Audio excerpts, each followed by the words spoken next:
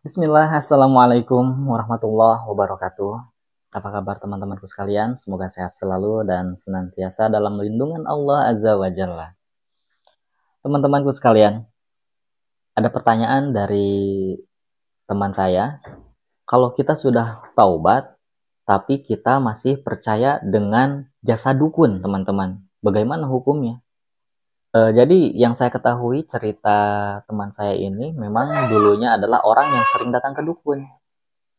Ya, orang yang sering datang ke dukun, namun saat ini beliau sudah taubat ya, teman-teman. Beliau sudah taubat, namun masih percaya dengan jasa dukun tersebut karena ketika beliau sakit, memang lumayan sakitnya parah, teman-teman. Sakitnya memang parah. Sampai tidak wajar mungkin ya, teman-teman. Bisa dikatakan tidak wajar karena datang ke rumah sakit, diperiksa oleh dokter, ternyata tidak ada masalah serius, teman-teman. Tidak ada penyakit serius, tapi orang ini beliau sangat kesakitan, teman-teman. Ya, sampai tidak bisa melakukan aktivitas, teman-teman, tidak bisa bekerja selama bertahun-tahun. Karena masalahnya memang serius, teman-teman, karena penyakitnya serius. Pada akhirnya beliau sudah mulai pesimis dan mencari jalan pintas, yaitu mendatangi dukun. Beliau telah mendatangi beberapa dukun, namun banyak sekali dukun yang ya menurut beliau tidak bisa menyelesaikan masalahnya, tidak bisa menyembuhkannya. Akhirnya datanglah kepada dukun yang terakhir. Dan ternyata ketika datang ke dukun yang terakhir ini, dengan kehendak Allah Azza wa Jalla, ternyata beliau sembuh. Teman saya ini sembuh, teman-teman. Apakah ini suatu kebetulan, ataukah memang betul-betul si dukun ini memang memiliki kesaktian, teman-teman? Mungkin yang pertama, kalau ini dianggap kebetulan, kalau memang ini suatu kebetulan, berarti Allah memang sudah takdirkan teman saya ini untuk sembuh di hari itu, teman-teman. Atau kemungkinan kedua adalah dukun ini memiliki keahlian. Namun keahlian apa yang dimiliki dukun, teman-teman? Tidak akan jauh dari sihir, teman-teman. Ada dua jenis pengobatan ketika kita mendapatkan penyakit sihir ya, penyakit yang ditimbulkan oleh sihir. Pertama adalah dengan ruqyah, kedua yaitu dengan sihir lagi. Nah, yang dengan sihir ini terlarang, teman-teman, karena akan menjurus kepada kesyirikan. Ya. Nah, kemungkinan yang kedua adalah teman saya ini sembuh dengan sihir. Jadi mungkin teman saya ini terkena sihir dan disembuhkan oleh sihir. Lalu apakah disebut berjasa orang ini, teman-teman? Orang yang menyembuhkan ini, dukun ini, apakah ini bisa disebut dengan jasa, teman-teman? Nah, inilah yang salah dari pemikiran teman saya ini, teman-teman.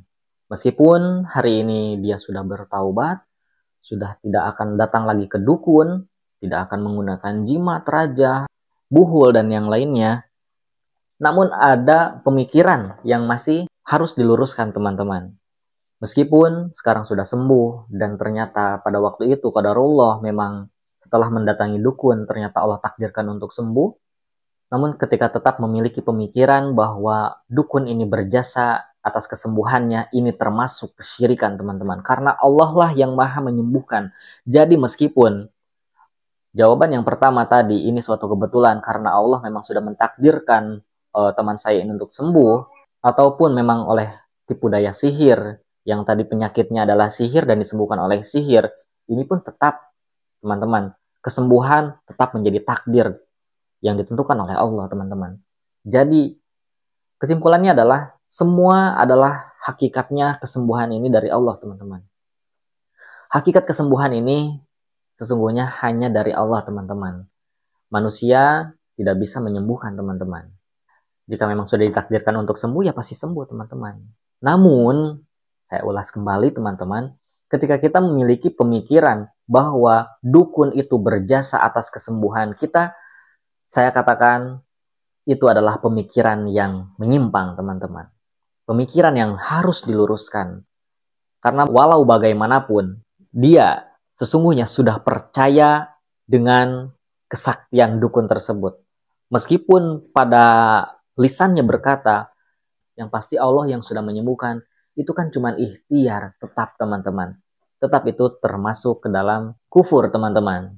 Termasuk ke dalam kekufuran. Itu termasuk salah satu yang bisa menjerumuskan kita dalam kesyirikan, karena kita meyakini bahwa dukun itu sudah berjasa, teman-teman.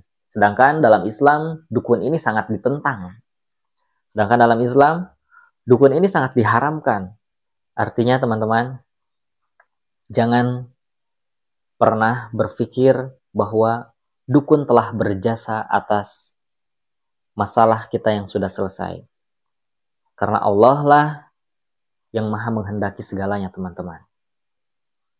Semoga akidah kita tetap dikuatkan oleh Allah. Semoga Allah berikan hidayah kepada orang-orang yang masih percaya dengan jasa-jasa para dukun yang menyimpang.